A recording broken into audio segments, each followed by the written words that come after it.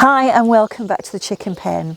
Anyone who's a regular to the channel knows that I'm completely obsessed with our chickens. There are some good reasons not to keep chickens though, and today's video is about that.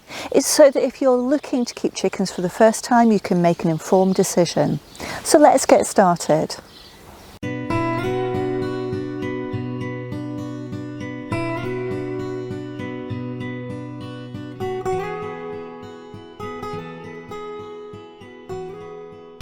Hi, my name's Fiona and we're back in the chicken enclosure with these lovely young Buff Orpingtons. I've published a series of videos on this channel on chicken keeping for beginners, but I realised the other day that I'm missing one important element, and that's the downside of chicken keeping. It's not all kittens and rainbows, and I'm a big advocate of anyone who's going into chicken keeping knowing what they're letting themselves in for. And what I'm going to do today is take you through some of those reasons. Let's have a look at reason number one.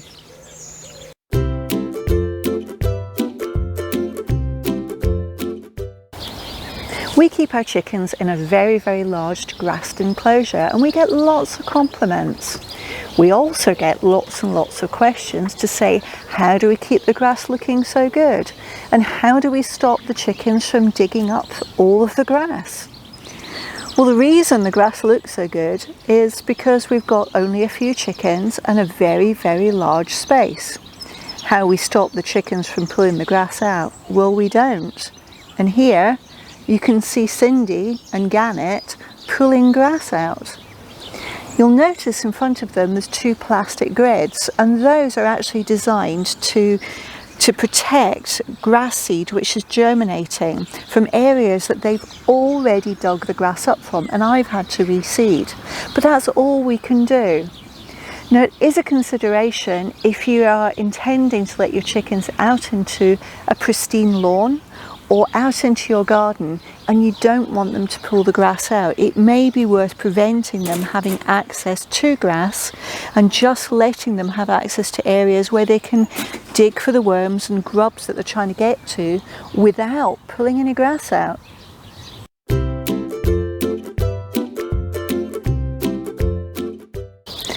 Digging is a related problem. Once your chickens have pulled the grass out, what they can do is carry on going.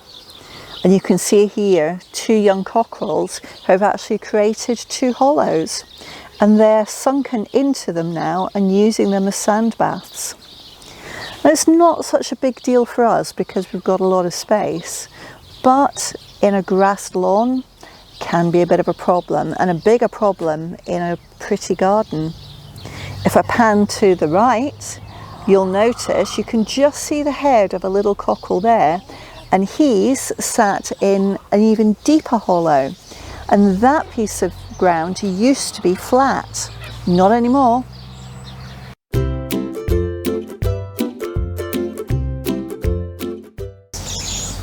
We have 10 of these chickens. They're very young, they're only 6 weeks old, and they're Old English pheasant fowl. They're an absolute joy to keep, but they do come with one big disadvantage. Like every other chicken, they seem to produce lots and lots of poop. So every night I have to come out with a child's fork, pick up all this poop and put it into a bucket using that fork. But this particular breed seem to like sitting on the step of their coop too. And that looks absolutely disgusting by the end of the day. And every evening I scrape this step off and then wash it down and take all of that poop away. But by the next evening it looks like this again. It's one of those things. There's only 10 of these chickens, and remember they're only 6 weeks old, and this is what they produce.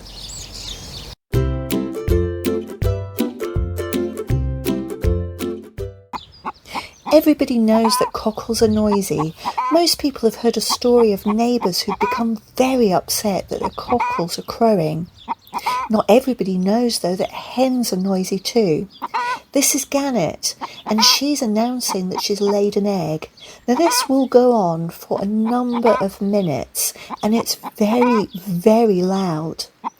This is something that every hen is driven to do, and it's part of their evolution because they're actually calling all the other hens in the flock to lay their eggs in the same place so the broody hen can sit on a clutch of eggs as soon as possible, which incorporates all the eggs from all of the hens in the flock.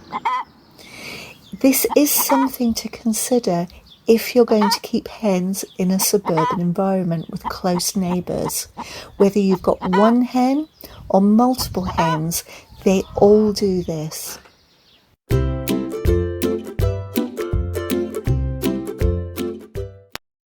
The phrase "the pecking order" is used in everyday language and simply describes a hierarchical structure. It might be applied to your workplace or your friendships to describe who is more or less important in the relationship. The phrase comes from flock dynamics. It's a literal interpretation of what happens when a chicken wants to show that it is more senior. A senior hen will simply peck a junior hen, usually on the head, to make the statement, "Know your place."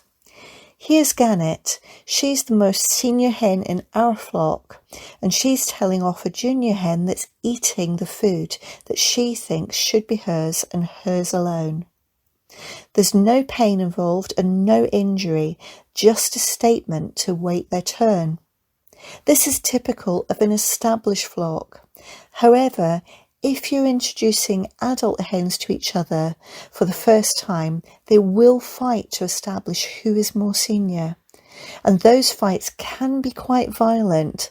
So if you're merging groups, it's important that it's worth preparing for this fight. It can't be avoided, as it's very important to chickens to know who is in charge, but it is difficult to watch. There are other times when pecking orders can become quite fraught, and brooding's one of those times. This piece of film shows what happens when the senior chicken called Sage pulled a junior hen called Ginger off her clutch of eggs because she wanted to lay there. She physically drags Ginger out using her beak, and poor Ginger is left crouching in the doorway looking very forlorn.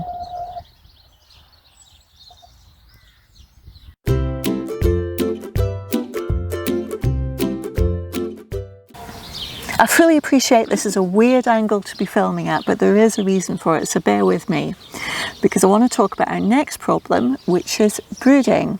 Most people don't want their chickens to brood, which is great because the majority of modern breeds have had broodiness bred out of them. That doesn't mean it won't happen though. We had a cream Legbar this year called Trouble who wanted to brood, so we gave her some eggs and she hatched 6 chicks and she did a fantastic job with them. We also have Orpingtons and we do want them to brood, but timing and location, they never do what you want them to do. So timing wise, let me introduce you to Frankie. And Frankie is actually on her 2nd brood of the year, and she's already raised 1 very large clutch for us. So we didn't actually want her to have a 2nd brood, but she's determined to do it. So at the moment we're letting her sit. And place-wise, she's selected this nest box in what we call the trailer coop. Now the trailer coop is actually for our egg layers. It's for the cream Legbars and the copper black Morans. They're not very happy about her being in here, and she's not very happy about them being in the main coop either. I've never seen these other chickens, the cream Legbars and the copper black Morans, crowd so close to the front door at night to get as far away from Madam here as possible, because she can be a little bit grumpy. She wants the place all to herself. So they're not always doing what you want them to, and brooding is something which is fraught whether you want them to brood or not brood. So it is another consideration.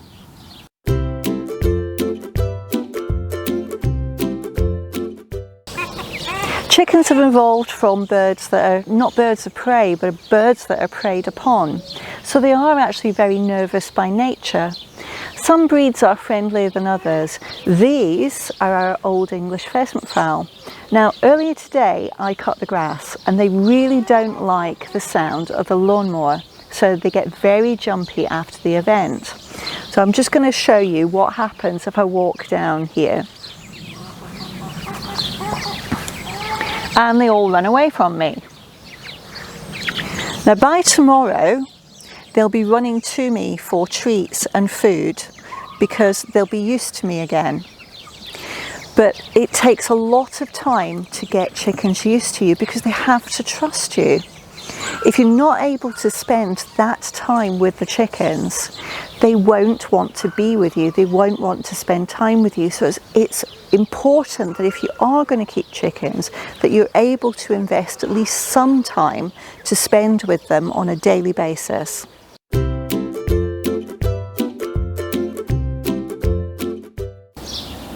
The next consideration may not seem like much of a problem, but it can be, and it's something to think about. And that's that the chickens are completely reliant on us. They need us to provide them with food, water, shelter, everything to keep them healthy. And recently, both you and myself fell ill at the same time. It was nothing major, it was just a virus, but it did make us feel very, very ill, and quite frankly, we didn't want to get out of bed, but we had to look after these guys. We had no choice. Someone had to clean the coops out, someone had to pick up the poop, someone had to feed them, someone had to give them water, and one of us had to actually get out of our sick bed and do it. It is just something to think about. Well, there you have it. I hope that helps you in your decision on whether you're going to start chicken keeping. I love it, but it's best you go into it with your eyes wide open. Now, if you have enjoyed this content, take a moment to give me a thumbs up below. If you're not already a subscriber, take a moment to join us and hit the notifications icon. You'll get to know of any new videos as soon as they become available. If you've got any questions for me, leave them in the comments section and I'll do my best to answer them as soon as possible. Thanks for watching, and I'll see you next time.